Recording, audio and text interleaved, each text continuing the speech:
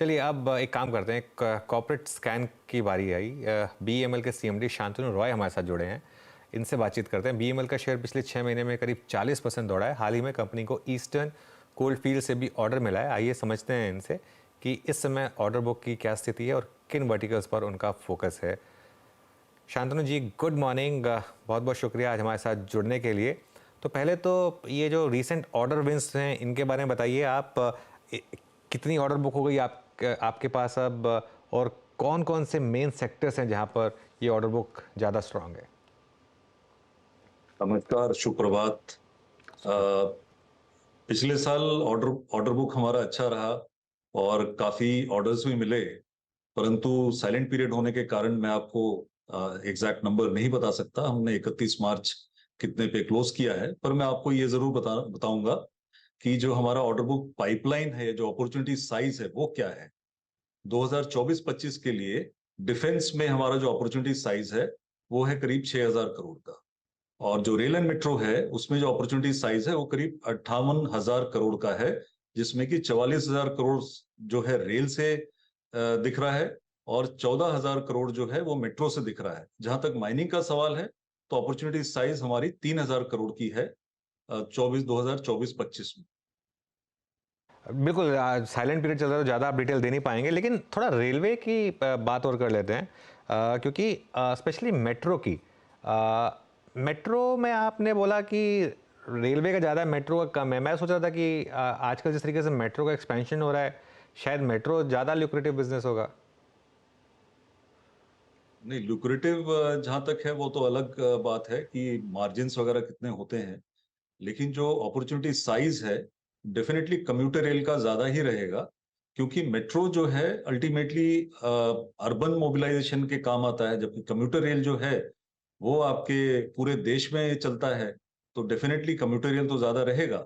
और मेट्रो में जो नंबर ऑफ रोलिंग स्टॉक है, नंबर ऑफ कार्स हैं, वो चूंकि अलग अलग प्रोजेक्ट के हिसाब से वो डिसाइड होता है। तो इसलिए अपॉर्चुनिटी साइज लगभग इतने के रहेगा। और ये भी काफी अच्छा अपॉर्चुनिटी साइज है। हाँ, नॉर्मली एक साल के अंदर में इतना सारा अपॉर्चुनिटी साइज होता नहीं है। हाँ। ये चूंकि कुछ प्रोजेक्ट्स जो है पिछले साल में फ्रक्टिफाई हो नहीं पाए, पिछले पिछले साल में भी नहीं हो पाए, थोड़ा सा डिले हुआ है। तो सारा जाके इकट्ठा हुआ है 24-25। हाँ, नहीं वो मैं समझ सकता हूँ।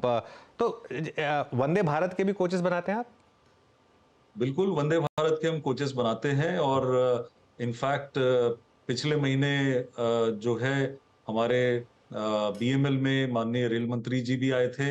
वंदे भारत का जो स्लीपर ट्रेन है वो, उसका जो पहला ट्रेन है, 16 कार का ट्रेन है ये। और 16 कार का कार बॉडी तैयार है और इसमें जो फर्निशिंग का काम चल रहा है। 10 रेक के हमारे पास अभी ऑर्डर हैं और मुझे उम्मीद है कि आगे भी इसके ऑर्डर हमें मिलते रहेंगे रेलवे बोर्ड से। इवन आपका जो स्लीपर बन रहा है 16 कार का, उसके अलावा भी जो आगे जो वंदे भारत के ऑर्डर्स आएंगे जो राजधानी को रिप्लेस करेगा, उसके भी ऑर्डर्स हमें मिलेंगे।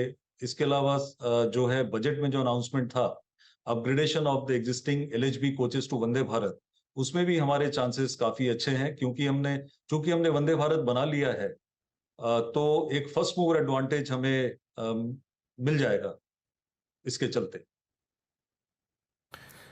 ओके, जैसे शांतनु जी आपने कहा कि रेलवे में आपके पास बहुत सारे फर्स्ट मूवर एडवांटेजेस हैं और आपके जो वर्ड्स हैं इस सेगमेंट को लेकर काफ़ी स्ट्रॉन्ग हैं।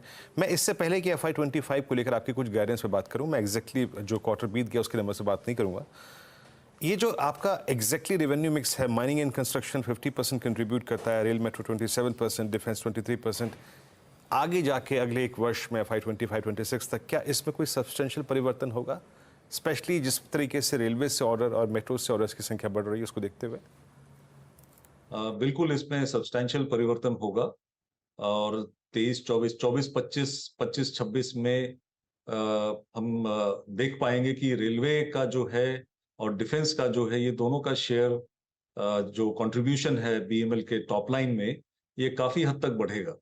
और माइनिंग का, हालांकि माइनिंग एब्सोल्यूट टर्म्स में माइनिंग का नंबर बढ़ेगा, लेकिन उसका कंट्रीब्यूशन जो है, परसेंटेज कंट्रीब्यूशन धीरे धीरे नीचे जाएगा। ओके। अच्छा सर, बीते 2 क्वार्टर्स में, आई मीन Q3 Q4 में, या फिर जो Q4 आपके निगाहों के सामने से गया उसको देखने के बाद FY25 की कोई पिक्चर ड्रॉ करी है सर आपने? एग्जैक्टली रेवेन्यू ग्रोथ क्या पॉसिबिलिटी, और एक और चीज़ कॉस्ट कंपोनेंट को देखते हुए अप्रॉक्सीमेटली जो फर्स्ट हाफ ऑफ FY25 होगा उसमें मार्जिन्स की ट्रैजेक्टरी क्या नज़र आ रही है, कितना इम्प्रूवमेंट संभव है? इसमें देखिए 2 पहलू हैं। पहला जो है, अगर हम टॉप लाइन की बात करें तो हमारी एस्पिरेशन जो है आगे के लिए 24-25, 25-26, 26-27 में जो CAGR ग्रोथ का है वो 20% का रहेगा। और उसके लिए जो है आज की डेट में हमारे पास ऑर्डर्स भी हैं, आगे भी ऑर्डर्स आएंगे। तो मुझे उम्मीद है कि जो हमारी एग्जीक्यूशन स्ट्रेटजीज हैं उसको अगर हम सही तरीके से चलाएं तो ये संभव है। जहां तक FY25 फर्स्ट हाफ का सवाल है, तो फर्स्ट हाफ में जो हमारा EBITDA रहेगा या जो मार्जिन रहेगा वो जनरली फर्स्ट हाफ में बहुत ज्यादा नहीं रहता है, क्योंकि हमारा जो रेवेन्यू अगर हम देखेंगे तो फर्स्ट क्वार्टर में 10%, सेकेंड क्वार्टर में 20%, थर्ड क्वार्टर में 30%, फोर्थ क्वार्टर में 40%। ये जनरल ट्रेंड रहा है अब तक का। हम कोशिश करें इस ट्रेंड को जो है थोड़ा सा बदलने का, और इसमें अगर हम सफल हो पाए तो उस केस में जो फर्स्ट हाफ में EBITDA है उसमें हम एक्सपेक्ट करते हैं कुछ पॉजिटिव मार्जिन की। बट अगर मैं ये कहूं कि जो 23-24 का EBITDA मार्जिन आएगा, जो एनुअल EBITDA मार्जिन आएगा उसको हम बराबरी कर पाएंगे, तो ये मेरा कहना गलत होगा। इतना नहीं हो पाएगा, बट ठीक है, पॉजिटिव EBITDA मार्जिन जरूर रहेगा फर्स्ट क्वार्टर में।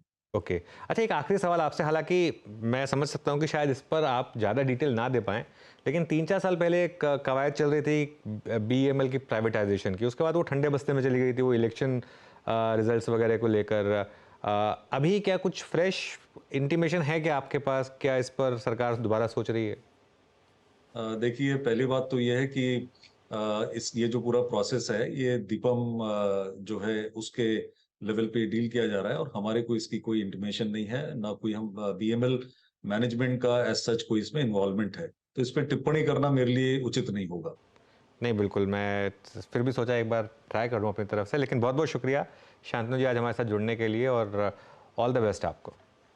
थैंक यू, बहुत बहुत धन्यवाद। ओके, मीनवाइल सोना और चांदी रिकॉर्ड पे रिकॉर्ड जड़ रहे हैं। सोना 70,000 क्रॉस कर रहा है, चांदी 80,000 के करीब आ रही है। ऑब्वियसली सोने में पर 10 ग्राम और चांदी में पर केजी का रेट लगता है। वीरू, लिया क्या आपने ऑपलेट सोना? नहीं, अभी तो नहीं अनुज, पिछले 1 साल में तो नहीं लिया था।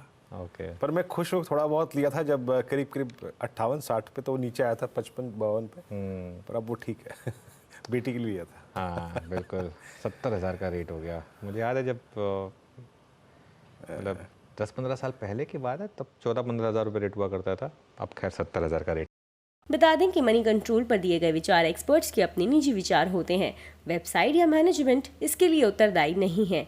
यूजर्स को मनी कंट्रोल की सलाह है कि कोई भी निवेश निर्णय लेने से पहले सर्टिफाइड एक्सपर्ट की सलाह लें।